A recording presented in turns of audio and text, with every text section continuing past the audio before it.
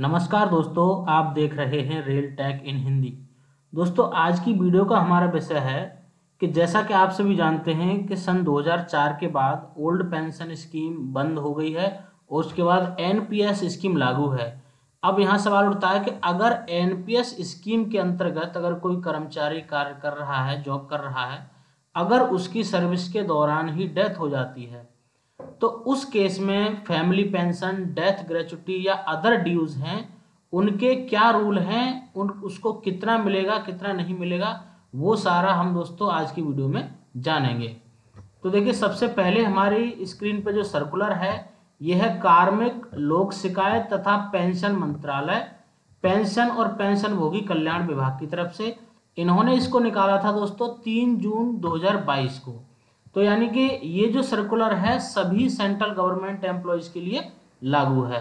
इसके अलावा अगर दोस्तों रेलवे की बात करें तो रेलवे ने इसी पे अपना देखिए कवरिंग लेटर लगाया था 4/6/2021 को। तो रेलवे ने भी इसी सर्कुलर को माना है और फिर से रेलवे ने एक और कवरिंग लेटर इसी पे लगाया था। यह है आपका 31 जनवरी 2024 को। तो रेलवे एम्प्लॉयज हों चाहे सेंट्रल गवर्नमेंट एम्प्लॉयज हों, सभी के लिए दोस्तों यही सर्कुलर लागू होगा। अब इसका सब्जेक्ट है दोस्तों payment of family pension, death gratuity and other dues to the family on death of a government servant during service. यानी कि सर्विस के दौरान अगर सरकारी कर्मचारी की डेथ हो जाती है और वो एनपीएस के तहत अगर कवर्ड है तो उसके लिए क्या प्रावधान होंगे। अब देखिए, यहाँ पे इन्होंने एनपीएस का नाम नहीं दिया है, लेकिन रेलवे ने इसमें एनपीएस इंक्लूड किया है। यहाँ देखिए अंडर एनपीएस। अब उन्होंने क्यों नहीं दिया है, क्योंकि देखिए ये जो भारत सरकार का सर्कुलर है इसमें इन्होंने ओल्ड पेंशन और न्यू पेंशन दोनों के लिए बताया है। तो इस वीडियो में आगे देखिए जानेंगे। अब यहाँ पे इन्होंने दिया है दोस्तों, सबसे पहले तो इन्होंने क्लियरली मेंशन किया है कि जब कभी इस प्रकार का क्लेम किया जाता है तो उस फैमिली को तुरंत पीपीओ जारी किया जाए और रेगुलर फैमिली पेंशन इनको बैंक द्वारा दी जाए और क्लेम करने के 1 महीने के अंदर अंदर ये सुविधाएं उनको मिल जानी शुरू हो जानी चाहिए। इसके अलावा देखिए इस सर्कुलर में एक है एनेक्सर A1 और एक है एनेक्सर 2। तो जो एनेक्सर 2 है वो है दोस्तों एनपीएस वाले एम्प्लॉयज के लिए और एनेक्सर 1 है जो ओपीएस के अंडर जॉब कर रहे हैं उनके लिए। तो सबसे पहले देखिए आपको हम एनेक्सर 2 दिखाते हैं। ये है देखिए annexure 2, entitlement of family on death of a government servant under national pension system who had opted for benefit under old pension scheme और in whose case no option was exercised and the default option is old pension scheme।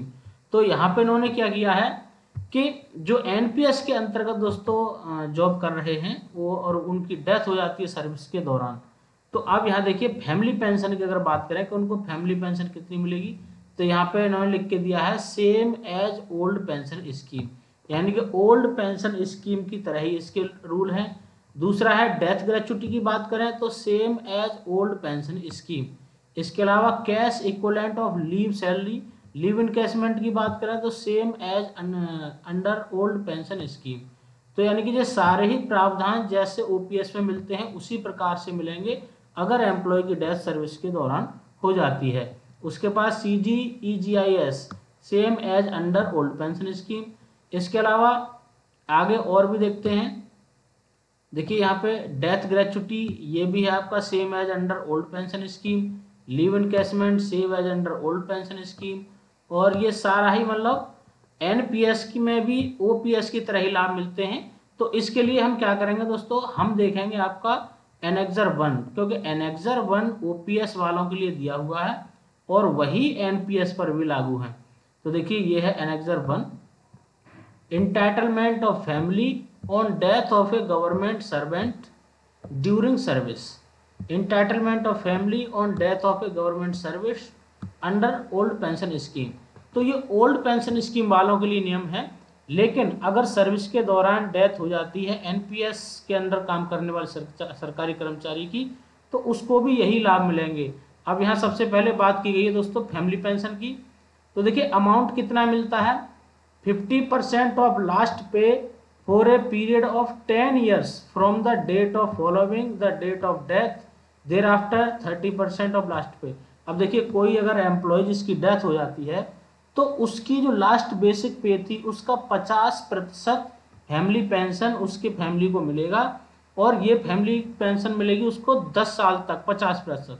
उसके बाद उसकी जो basic पे की 30% उनको मिलना शुरू हो जाएगी। इसके अलावा देखिए enhance family pension at 50% of a pay, यहाँ पे उन्होंने दिया है कि अगर डेथ केस का मामला है तो यहाँ पे ये नहीं देखा जाएगा कि उसकी सर्विस कितनी हुई थी, 50% देनी ही देनी है 100%। यहाँ पे सर्विस लेंथ ऑफ सर्विस नहीं देखी जाएगी कि कितनी सर्विस उसने की थी या नहीं की थी। इसके अलावा है एलिजिबिलिटी ऑफ फैमिली मेंबर्स, यानी कौन कौन से फैमिली मेंबर्स फैमिली पेंशन लेने के लिए एलिजिबल होंगे। सबसे पहले है spouse of the deceased government employee, जो गवर्नमेंट एम्प्लॉय की डेथ हो गई है उसकी जो वाइफ है वो लाइफ टाइम के लिए उसकी पेंशन लेने की हकदार होगी, या फिर जब तक वो दूसरी शादी ना कर ले, अगर उसने दूसरी शादी कर ली तो उसको फैमिली पेंशन मिलना बंद हो जाएगी। In the absence of spouse, अगर देखिए उसका स्पाउस नहीं है तो उसके अलावा देखिए अनमैरिड डिपेंडेंट सन, यानी कि सन बेटा जिसकी शादी नहीं हुई, या अनमैरिड डिपेंडेंट ये है इसकी डॉटर। तो बेटा या बेटी जिनकी एज जो है 25 ईयर से कम है वो इस पेंशन के हकदार होंगे, और ये हकदार होंगे दोस्तों इनकी जब तक एज इनकी 25% नहीं हो जाती है बेटे की, या फिर मैरिज शादी नहीं हो जाती, या फिर स्टार्ट अर्निंग लाइवहुड, यानी कि या फिर वो अर्निंग करना शुरू कर दें या शादी हो जाए या 25 साल की एज हो जाए तो वहाँ पे उन्हें फैमिली पेंशन मिलना बंद हो जाएगी। इसके अलावा देखिए in the absence of 1 and 2, अगर बेटा और बेटी भी नहीं है उस कंडीशन में डिपेंडेंट होगा इनका child suffering from A mental और फिजिकल डिसेबिलिटी। कोई इनका चाइल्ड है जो फिजिकल और मेंटल और फिजिकल डिसेबिलिटी उसको है, तो वो भी दोस्तों फॉर लाइफ टाइम के लिए फैमिली पेंशन पाएगा, और या फिर अगर वो कमाना शुरू कर दे तब तक। इसके अलावा चौथा नंबर है देखिए 1, 2 and 3, यानी कि बेटा बेटी या जो हैंडीकैप चाइल्ड है वो भी नहीं है। इस कंडीशन में dependent unmarried window divorce daughter ये भी फैमिली पेंशन के हकदार होंगे। ये इन्होंने सीक्वेंस बनाया हुआ है विदाउट एज लिमिट, इनकी एज लिमिट का कोई पंगा यहाँ पे नहीं है। अगर ये रीमैरिज कर लेंगे मैरिज रीमैरिज तो इनको फैमिली पेंशन बंद हो जाएगी, या फिर अर्निंग करना शुरू कर देंगे तब भी इनकी फैमिली पेंशन बंद हो जाएगी। इसके अलावा देखिए अगर बेटा भी नहीं है बेटी भी नहीं है या फिजिकली हैंडीकैप्ड चाइल्ड है वो भी नहीं है, या फिर देखिए अनमैरिड विडो डिवोर्स सिस्टर भी डॉटर भी नहीं है, तो उस कंडीशन में देखिए आएंगे इनके dependent parents mother first. Dependent parents को फिर फैमिली पेंशन मिलना शुरू होगी, उसमें भी मदर को सबसे पहले मदर का नाम आएगा। अब आगे देखिए दोस्तों, अब यहाँ पे दिया है document required to be submitted by the claimant for family pension, यानी कि फैमिली पेंशन के लिए डॉक्यूमेंट इनको क्या क्या देने हैं। सबसे पहले देना है एप्लीकेशन फॉर्म 14, यानी कि एप्लीकेशन फॉर्म है ये 14 नंबर का, ये भर के देना है। एक copy of death certificate, employee के डेथ सर्टिफिकेट की कॉपी इनको देनी है। प्रूफ ऑफ रिलेशनशिप, उस जो एम्प्लॉय जिसकी डेथ हुई है उससे आपका रिलेशन क्या था। Proof of death date of birth, ये डेट ऑफ बर्थ का प्रूफ इनको देना होगा। Copy of first page of the passbook, passbook के पहले पेज की फोटोकॉपी देनी होगी। पैन कार्ड की फोटोकॉपी देनी होगी। Specimen signature and passport size photograph, ये इनको जब फैमिली पेंशन के लिए आवेदन करेंगे तब ये सारे डॉक्यूमेंट इनको अटैच करने होंगे। इसके बाद दिया है action to be taken by head of office, office का हेड है उसको क्या यहाँ पे देखो एक्शन लेना है। Sanction provisional family pension to eligible family member immediately on receipt of claim without waiting for forwarding to case to PO, यानी कि जो हेड ऑफ ऑफिस है उनको आदेश है कि आप तुरंत उनके लिए जो फैमिली पेंशन रिलीज करेंगे आगे फॉरवर्ड करने से पहले ही आपको फैमिली पेंशन रिलीज कर देनी है। इसके अलावा देखिए separately process the case for family pension and death gratuity in Bhavishya and forward the case to PIO form 18 along with other document. सभी डॉक्यूमेंट के साथ ये PAO को इसका जो फॉर्म है वो रूल 80 के तहत भेज देंगे।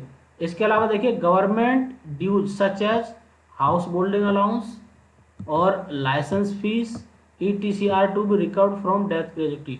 अगर जिस एम्प्लॉय की डेथ हो गई है उस पे अगर कोई हाउस होल्डिंग अलाउंस बकाया है या लाइसेंस फी या कुछ और भी ड्यूज हैं तो वो उनकी जो डेथ ग्रेच्युटी मिलेगी उस डेथ ग्रेच्युटी में से सारा ही डिडक्ट कर लिया जाएगा। इसके अलावा बात करते हैं दोस्तों डेथ ग्रेच्युटी की। डेथ ग्रेच्युटी कितनी मिलती है? तो देखिए length of qualifying service depend करता है कि जिस एम्प्लॉय की डेथ हुई है उसने कितनी सर्विस की थी। लेस देन 1 ईयर यानी कि अगर उसने 1 साल से कम सर्विस की थी और उसकी डेथ हो गई तो 2 टाइम्स ऑफ एमोलूमेंट्स यानी कि जो उसके बेसिक प्लस DA हैं उसकी 2 गुना ग्रेच्युटी उनको मिलेगी। इसके अलावा 1 साल से ज़्यादा लेकिन 5 साल से कम सर्विस की थी तो 6 टाइम ऑफ एमोलूमेंट्स, और 5 साल से ज़्यादा और 11 साल से कम सर्विस अगर की थी तो बेसिक प्लस DA का 12 गुना ग्रेच्युटी मिलेगी। और सर्विस अगर उनकी 11 साल से ज़्यादा है लेकिन 20 साल से कम थी तो 20 गुना बेसिक प्लस DA का इनको मिलेगा। इसके अलावा अगर 20 साल से ज़्यादा की सर्विस इनकी है तो उस कंडीशन में कैलकुलेशन होगी half of emoluments for every completed 6 month period of qualifying service. अब देखिए प्रत्येक 6 महीने में से जो इनका बेसिक प्लस DA होगा पर मंथ का उसका आधा इनका ग्रेच्युटी में काउंट किया जाएगा, ऐसा यहाँ पे रूल है। और यहाँ पे देखिए maximum amount of death gratuity ₹20 lakh, यानी कि जो ग्रेच्युटी है टोटल वो 20 लाख से ज़्यादा नहीं हो सकती, यहाँ सीलिंग लगी है। लेकिन दोस्तों यहाँ पे एक बात और बताएंगे कि अभी जैसे जो डियरनेस अलाउंस है 50% होने वाला है, तब ये जो ग्रेच्युटी की लिमिट है मैक्सिमम अमाउंट ये 25 लाख की लिमिट हो जाएगी। इसी में आगे चलते हैं। यहाँ भी देखिए दोस्तों फैमिली की एलिजिबिलिटी यहाँ पे बताई है कि कौन कौन जो इसकी जो ग्रेच्युटी है डेथ ग्रेच्युटी उनको लेने का हकदार होगा। तो अब आगे बात करते हैं डॉक्यूमेंट। डेथ ग्रेच्युटी के लिए डॉक्यूमेंट कौन कौन से सबमिट करने पड़ेंगे। तो यहाँ पे सबसे पहले है application form 12 number application form आता है। इसके अलावा एम्प्लॉय का death certificate, copy of pan card, copy of first page of bank passbook and proof of relationship का प्रूफ भी देना होगा कि आप उस एम्प्लॉय के कौन हो, ये आपको देना होगा। इसके अलावा देखिए अब आगे चलते हैं, इसी में है cash equivalent of leave salary, leave encashment, यानी कि एम्प्लॉय की डेथ हो गई तो उसका जो अर्न लीव थी रेलवे में LAP बोलते हैं वो कितनी बकाया थी उनका इनकैशमेंट यहाँ पे होना है। तो इनकैशमेंट के लिए भी दोस्तों ये 300 दिन की जो LAP हैं जो लीव हैं उनका इनकैशमेंट हो जाता है। अगर 300 से कम ये आपकी लीव हो रही हैं उस कंडीशन में जो हाफ लीव है हाफ लीव को भी इनमें काउंट कर लिया जाता है। 2 हाफ लीव को 1 लीव मान के यहाँ पे काउंट कर लिया जाता है। तो लीव इनकैशमेंट का भी बेनिफिट यहाँ पे मिलता है। और एलिजिबिलिटी यहाँ पे दी है कि लीव इनकैशमेंट का पैसा किसको दिया जाए। तो यहाँ पे देखिए ऑर्डर के हिसाब से दिए हैं। सबसे पहले स्पाउस को, अगर स्पाउस नहीं है तो एल्डेस्ट सर्वाइविंग सन, इसके अलावा eldest surviving unmarried daughter, eldest surviving window daughter, father mother, ये सीरियल इन्होंने दिया है कि सबसे पहले किसको उसके बाद किसको। Married daughter, eldest surviving brother below age of 18 years, eldest surviving unmarried sister, eldest surviving widow sister, eldest child of eldest deceased son. तो यहाँ पे ये सारे सीरियल वाइज दिए हुए हैं, क्रम वाइज के पहले किसको मिलेगा, वो नहीं है तो किसको मिलेगा, ये लीव इनकैशमेंट के लिए यहाँ पे दिया हुआ है। अब देखिए leave encashment is process sanction by head of office और receipt of death certificate without seeking any application for this purpose. अब लीव इनकैशमेंट के लिए दोस्तों कोई भी फॉर्म भर के आपको नहीं देना है। जैसे ही एम्प्लॉय का डेथ सर्टिफिकेट उनके पास पहुंच जाएगा, अपने आप वो लीव इनकैशमेंट का पैसा अकाउंट में डलवा देंगे। उसके बाद बात होती है दोस्तों central government employees group insurance scheme. तो आप दोस्तों सैलरी स्लिप पे जब देखेंगे तो हर महीने इस मद में कुछ ना कुछ पैसा आपका कटता है, CGEGIS, और उसी का क्लेम डेथ की कंडीशन में यहाँ पे मिलता है, in additional to the amount standing in the saving fund. अब यहाँ पे देखिए कितना मिलता है। देखिए अगर ग्रुप ए कर्मचारी है उसके लिए अगर क्लेम किया जा रहा है तो 1,20,000 मिलेगा। अगर ग्रुप बी कर्मचारी है तो उसके लिए 60,000 रुपये मिलेगा, और ग्रुप सी कर्मचारी है तो उसके लिए 30,000 रुपये मिलेगा। ये इनका जो ग्रुप इंश्योरेंस स्कीम है उसका पैसा यहाँ पे मिलता है। यहाँ भी इन्होंने एलिजिबिलिटी ऑफ फैमिली मेम्बर, तो इस पैसे को लेने के लिए भी कौन से फैमिली मेम्बर एलिजिबल होंगे वो दोस्तों यहाँ पे दिया है। इसके अलावा दोस्तों अगर बात करें, देखिए जनरल प्रोविडेंट फंड, तो जो जनरल प्रोविडेंट फंड है ये NPS कर्मचारियों के लिए नहीं होता है, उनको नहीं मिलेगा, ये सिर्फ OPS के कर्मचारियों को मिलेगा। आगे चलते हैं इसी वीडियो में। देखिए अब बात करते हैं दोस्तों, ये एनेक्जर 2 आ गया। तो अब देखिए एनेक्जर 2 NPS के लिए है, और NPS के एम्प्लॉयज़ को भी वही लाभ मिलते हैं जो ओल्ड पेंशन स्कीम वाले एम्प्लॉयज़ को मिलते हैं इन केस ऑफ डेथ, अगर एम्प्लॉय की सर्विस के दौरान डेथ हो जाती है। तो वीडियो में दी गई जानकारी दोस्तों आपको कैसी लगी कमेंट करके ज़रूर बताएं, और चैनल पर पहली बार आए हैं तो इसी प्रकार के वीडियोज़ देखने के लिए चैनल को सब्सक्राइब जरूर करें। थैंक यू दोस्तों।